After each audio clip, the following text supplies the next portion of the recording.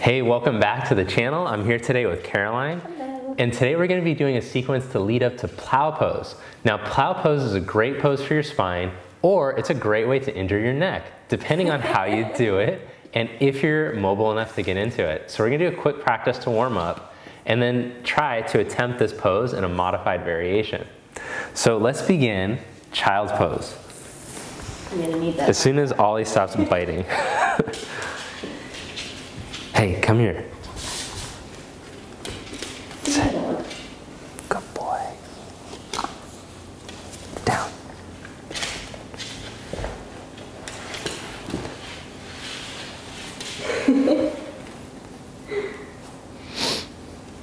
Then take downward facing dog, stretch back.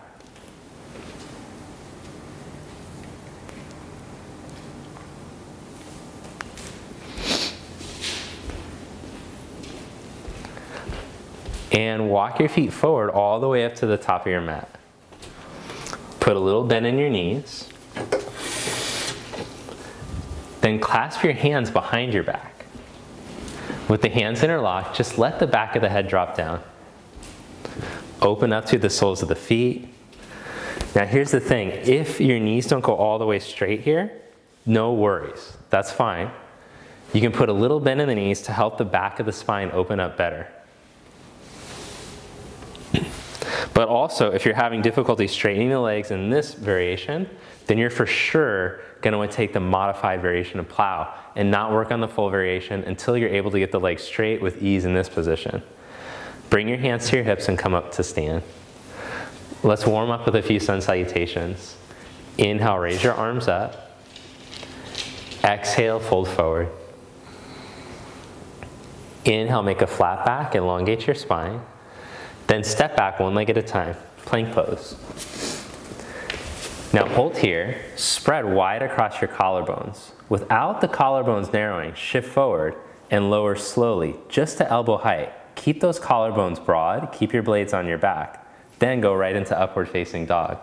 Roll the shoulder heads back again, open up the collarbones. Glide back to downward facing dog. This is gonna be important for our plow. Look in between your hands. Step or hop up to the top. Inhale, Arda, flat back. Exhale, fold forward. Inhale, come all the way up, raise your arms up. Exhale the hands to your heart. Inhale, raise your arms up. Exhale, fold forward. Inhale, make a flat back. Step back and lower to chaturanga. Inhale, upward facing dog. Exhale, down dog.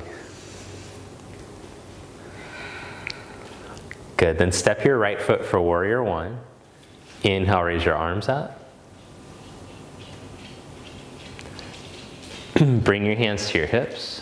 Straighten your right leg and step your back foot a little bit closer. Roll your shoulders back and inhale. Exhale, start to fold forward halfway. Put your fingertips down. Get out of there. Put your fingertips down onto the floor, or you can place the hands onto blocks if your back rounds. Hold there for a breath, then let your navel draw in and let your head drop all the way towards your ankle.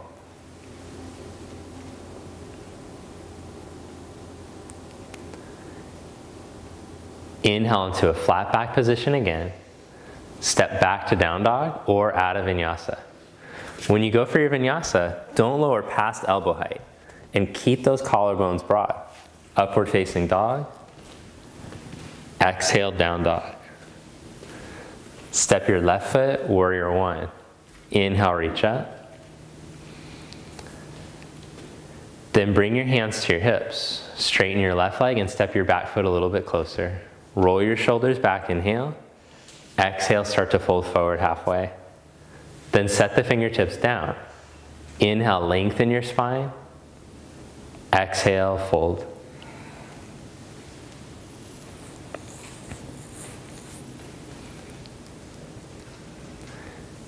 Inhale to a flat back again.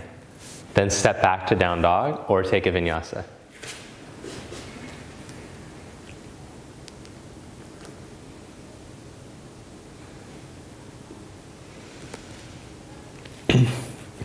Bend your knees, look forward, step or float up to the front. Inhale, Ardha. Exhale, fold. Inhale into chair pose, bend your knees, sit your hips back. Come all the way up to stand, bring your hands to your heart. Turn to your right and take your legs wide apart for triangle pose. Spread your arms out, and then turn the legs to the right to go over the right leg first. Reach out over your right leg, triangle.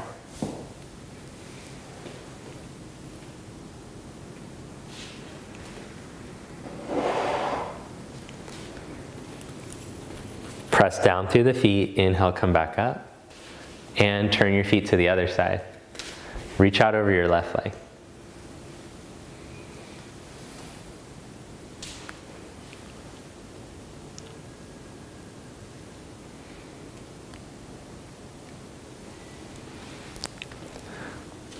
Press down through your feet, inhale, come back up. Now parallel your feet, clasp your hands behind your back, and roll the shoulder heads up and back.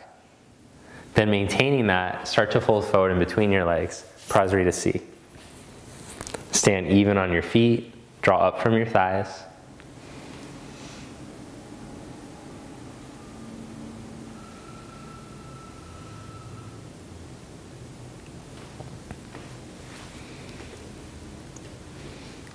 Then press down through the feet and inhale, come all the way back up to stand. Turn your left foot out and step up to the top of your mat.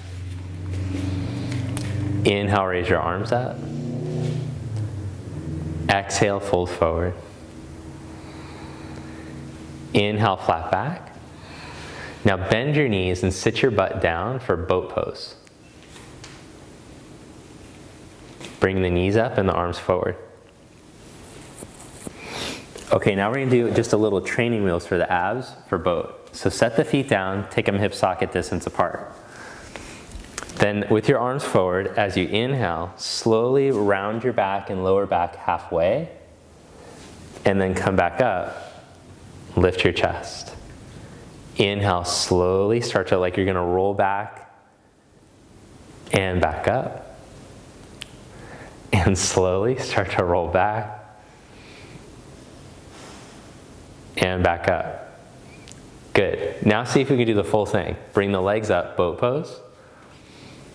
Slowly lower into low boat.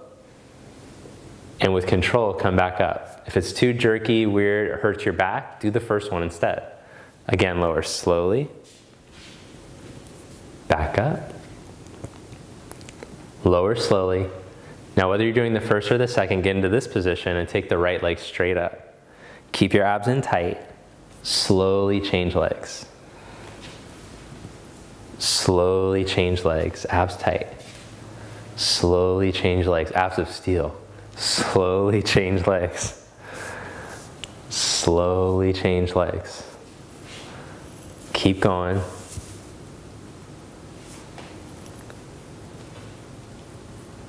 Good, now hold both legs up. Squeeze your abs in and crunch up 1 more inch. And then lower both legs halfway to the floor. Pause. Keep the abs tight, tight, tight. And release. Good job. Okay, so you need to have a strong core, but you also need to have a flexible spine. So we worked on Parsvottanasana and a couple of the standing poses to help to open up for this pose.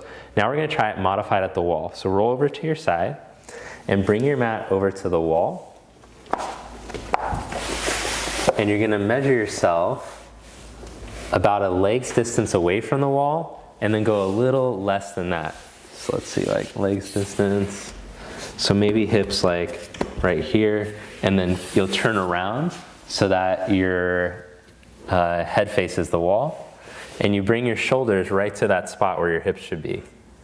About right there, I think. Let's see. Okay, so again, this is very modified just to teach your body the feeling. So now, with your hands rooted on the floor, start to lift your hips up. No, I'm sorry, lift your legs up. That's not the right pose. Lift your legs up, and then we're just gonna swing the legs up and over to the wall with a little bend in the knees if you need to. Okay, so it's easy for Caroline to get the feet in this position. For you, this might feel like a gigantic stretch. When you're learning to stretch, the tendency will be to try to jam yourself to make it look like the beautiful pose that the person who's been practicing regularly for 10 years looks like. Don't try to do that. Instead, go to the place where you feel a nice, even, steady stretch, where you feel the first barrier, and just pause there and breathe. Don't try to jam past it. So Caroline's showing like with knees bent, with the hips not even all the way over the shoulders, and this might be a good enough stretch for many of you. Okay, then slowly lower yourself down. So eventually, we start to work to getting the hips right over top of the shoulders and the legs straight at the wall. Once you can do that, then you can try to practice going with the feet to the floor. Let's try scooting just a little further away and try to do the straight leg one at the wall so they could see. Take the legs up and over again. That looks pretty good. Okay, so hips are going right over the shoulders. There's a lift right here at the thoracic spine. And now as you press the shoulders down, allow the C7 vertebrae to release away from the floor.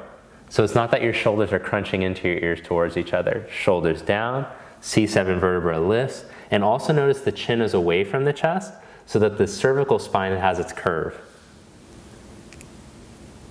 Good. Then slowly come back down. Nice. If that's going well for you, then keep practicing that for a while and you're going to be feet to the floor pretty soon. Okay, let's just do a little twist to release the spine after that. That was kind of gnarly. So we could take your favorite supine twist. Maybe let's do arms out to the side with the knees together and let your knees fall over to the right.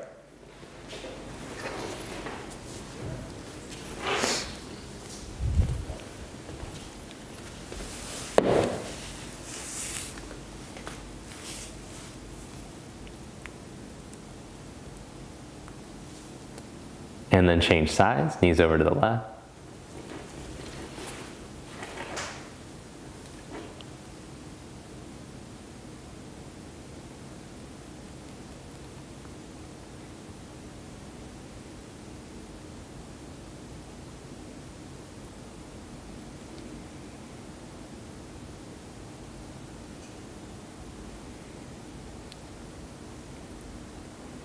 And then come back to center, stretch your legs out. Let's take a little Shavasana, horse pose.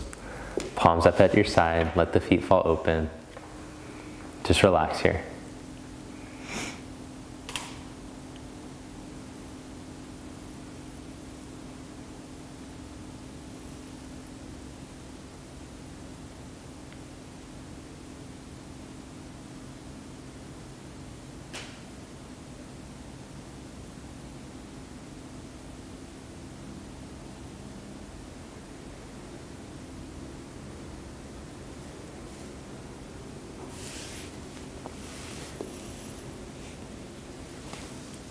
Then gently bend your knees. Roll over to your right side. And press yourself up to seated. All right, bring your palms together. Sit tall with the chest open. Thank you. Namaste. All right, so thanks for watching today. Hit the like button, leave a comment, let me know how it went for you. If you have any questions about that pose, I'd be happy to answer them. And also subscribe to the channel if you haven't already. Share with a friend. And thanks to Caroline for coming out today and showing us how it's done. You can find Caroline at Caroline Oss on Instagram if you want to see more from her. And thanks, I'll see you next time. Have a great day.